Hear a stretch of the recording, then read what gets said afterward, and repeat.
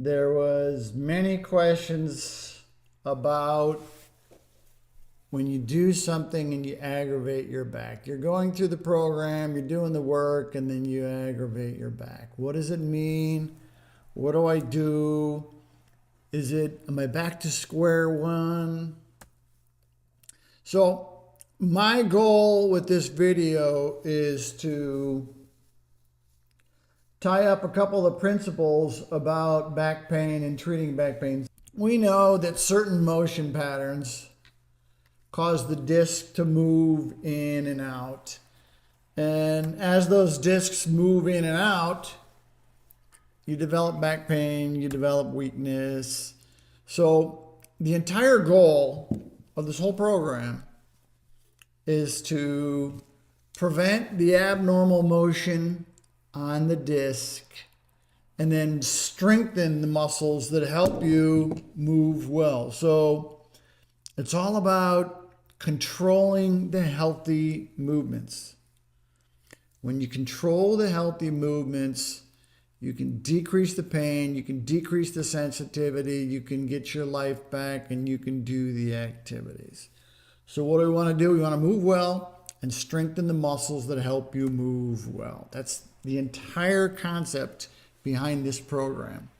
Very, very, very effective, because in the end, when you bend on that disc, and it doesn't matter if you're bending front or back, whatever your bias is, your bending on the disc creates an inflammatory process on the disc. And that over time will develop a weakness, and you'll develop a tear in the disc. So it's this tear. Now, they don't always look like that, but you know, they're sometimes small and sometimes big, but internally you're getting a disruption to the disc on the inside. And it's the same as hitting your thumb with a hammer. If you keep hitting your thumb with a hammer, what's going to happen is you're going to continue to develop the inflammation. So the continued bending on the disc creates an inflammatory process, and the longer you've had the inflammation and the more you bend, even if it doesn't cause you a great deal of pain, if the pain's not getting any better and you continue to bend, you're creating a weakness in the disc. So what do? We work with our core muscles. We work the obliques, we do all the bracing, we do the bird dog, we do all those different exercises to stabilize this area here. So as you start this process, you're going to be getting incrementally stronger. Maybe not dramatically stronger, but a little bit stronger every day, every week, every day. And it's really all about creating the strength in our core. And by creating the strength in the core, what it does is it prevents that motion, okay, because weak muscles allow a lot of sloppy motion. Okay, we're avoiding that by strengthening these muscles. And also what it does is it balances out the load on the annulus. So it takes that disruption and starts to balance the load, which allows for the discs to heal. We call this the warrior armor. You are a warrior, and this is your armor. Your armor is your core, because the core prevents you from moving into the positions that's going to aggravate the disc. By avoiding that aggravation, the pain goes away, you start to feel better, and the disc gets stronger. But the problem is we're very dynamic. And that's supposed to be a picture of somebody who's very dynamic. What does that mean? It means we bend back, we bend front, we can bend sideways, and we can rotate all on that disc. So we have to avoid those activities. So the stronger you get and the better you get at resisting those activities, the healthier your spine is. But there's also the glutes, which are very important for helping you move well. So all of this is designed to prevent the motion that aggravates the disc, so you're not getting the inflammation. This helps you create durability, stability, resilience, and toughness. The core muscles prevent the motion that aggravates the disc. That is our armor. The 5 components that we always talk about: move well, stability, endurance, restore the motion, and restore the strength to the hips and the shoulders and the glutes. That's the process. Move well, strengthen the muscles that move well. Now, you're going through the program, or you've gone through a program, or your back pain went away. And depending on your level of strength will also dictate your level of aggravation. There's also how well you move. If you continue to bend, you're going to continue to cause the aggravation to the disc. I'm trying not to make this confusing, but there's a continuum of strength. You've seen this before. What is our goal? Our goal is to get stronger. So down here, we'll call this 0. You have 0 strength. I mean, most people have some strength, but this is 0, and up there is going to be 100. When you have 100% strength, meaning you have the durability and the endurance and the stability and the strength, then you can tolerate heavier loads. You can be more active. You can climb a mountain. You can dance. You can run. You can jump. You can do all those activities. But it's this continuum up the, as you continue to get stronger, up the arrow there. So that's the goal. So every week, you're going to be getting a little stronger. Going to be getting a little stronger. Going to be getting a little stronger. And everybody has a different starting point. Now, the question is, what is 100%? Well, studies have identified that to have a truly durable, strong, tough back, a 2-minute plank is what is necessary. That's a long time to do a plank. Does that mean that's what you have to have? Some people want to have that. That's okay. But no.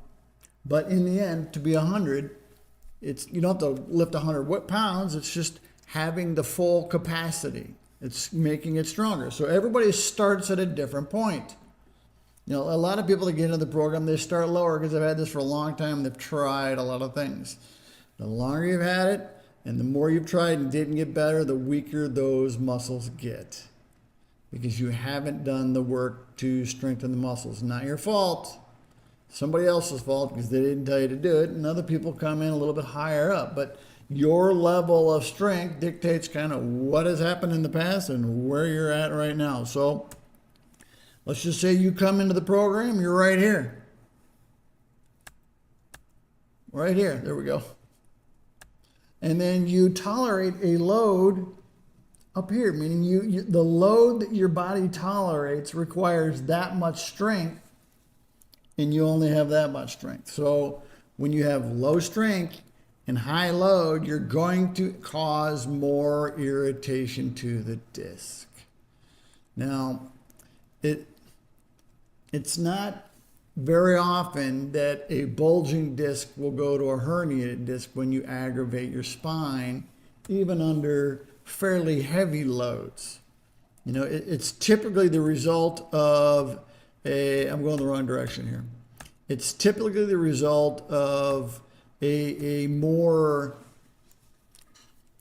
really heavier sort of whiplashy load. And I don't know if you guys saw the video about Valeria, but she was feeling better, not in our program, but she'd done a different program. She was feeling better, and then she had a car accident, and car accidents are probably the heaviest load on your body because you're going to be doing a lot of things in that car. And you can see her car wound up upside down. So there was that was a fairly aggressive load, and that probably made her herniated disc a little bit worse. Now, it didn't cause the herniated disc because she had it before that.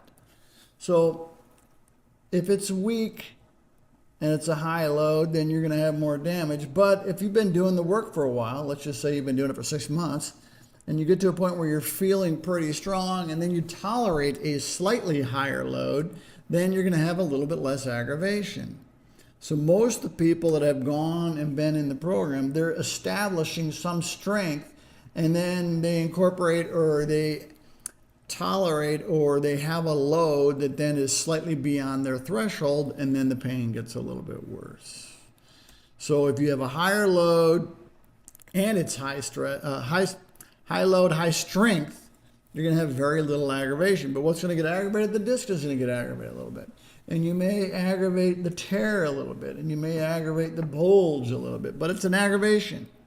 Because the key is you already have some strength. When you have a flare-up, it doesn't mean your strength goes back to here. You still have the same amount of strength. You may have to take a couple days off the exercises, but you still have the same amount of strength. That's the key. That's why if you never, ever stop, even with the flare-ups, you will one day get better. Because your body has the ability to tolerate higher loads. And when you have the ability to tolerate higher loads, you have less aggravation to the disc. Now, there are times in the past before you did the work where you may have been feeling really good, and then all of a sudden one day the pain came back, and it came back worse. And in your mind, you're like, this is a terrible, terrible thing. And you experience this, the emotional component of the pain based on what has happened to you in the past. But in the past, it's not too uncommon that you didn't get active care. You may have gone to get electrical therapy, laser therapy, injection therapy, manipulation, massage. These are all passive. Those therapies, when they do it to you, does not make you any stronger. So in the past, if you had passive therapy and then you had an aggravation, it can be devastating because yes, you haven't done the work and the muscles haven't gotten any stronger. And quite frankly, you may have continued to move wrong, which is very often why the pain comes back, because people continue to move wrong. And every time you move wrong, it tends to cause more aggravation to the disc, more inflammation in the disc, more tearing of the disc, and it gets worse. We have a story of a patient, Carmelita. I'll tell you about her story tomorrow, but she had always gotten passive therapy, always gotten passive therapy, always gotten passive therapy, and one day she ended up having a fusion surgery because none of the passive therapies worked. Well, she had never done the work for the active therapy. It's not her fault. She just nobody ever had her do it.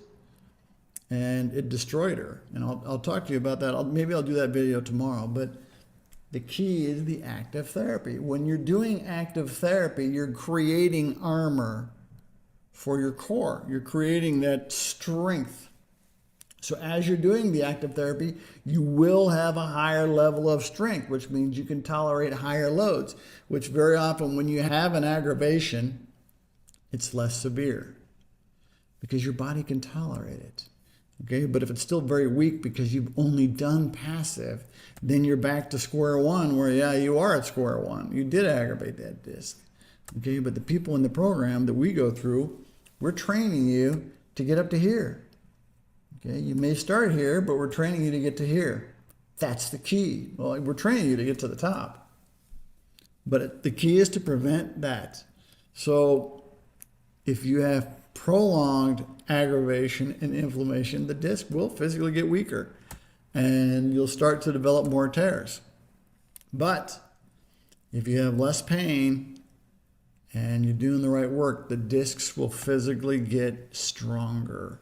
As long as you're not doing the activities that aggravate the disc, which is all about the bending. Avoid the bending. So in the end, if you have the strongest muscles you can have and you've done the work, you can tolerate the highest possible load and not have any pain at all, even if you've had herniated discs in the past. So the key is to continue to do the work. You will get better. Wear your armor, wear it with pride, avoid the aggravation to the disc, and one day you'll be bulletproof. Your spine will be able to endure the highest possible load and you'll just absorb it and it won't cause you any discomfort or pain at all. That's what this graph is represented. As you get stronger, the pain gets better and has everything to do with your ability to tolerate the load. That's the key. It's a long video, I know. It's an important subject. It came up a lot this week, but it's absolutely one of the primary principles of why we do what we do. Question also came up was, I aggravated my nerve a little bit. And as we know, the nerves exit between the foramen through the little opening here. And those nerves can get aggravated because if you've had sciatica in the past, very often what happens is that nerve gets inflamed. And when the nerve's inflamed, even though the disc is getting better, slight sort of touching from the bone or compression in and around the nerve because it has been inflamed can aggravate that nerve and turn that nerve back on where it sends the pain down the leg. But that doesn't mean you made it worse. It just means that you've been hitting your thumb with a hammer and then you stopped hitting it one day and then you accidentally hit it again. It's like, oh! Okay? It's a flare-up, but it doesn't mean you re-tore the disc or re-herniated the disc or anything like that. So it's the close proximity of the nerve with the bones when the nerve has been inflamed. And when you have sciatica, the nerve gets inflamed. So the key is to do the work. See if I can find this. And make your spine bulletproof. That is the key. How do you do it? Stronger, stronger, stronger, stronger, stronger, stronger, longer, longer, longer, longer, to the point where you're bulletproof. Meaning you can tolerate the loads. You're strong, you're fit, you're functionally stable, the pain has gone away, less pressure on the discs. As this is happening, what ultimately you'll have less inflammation in and around the nerve starts to function better, sciatica goes away. That's how it works. I hope that helps. It was long, a lot of slides. But that's the whole idea is as you get stronger, you can tolerate higher loads. And as you get stronger, and then even though you aggravate it, the aggravation is going to be very, very, very little.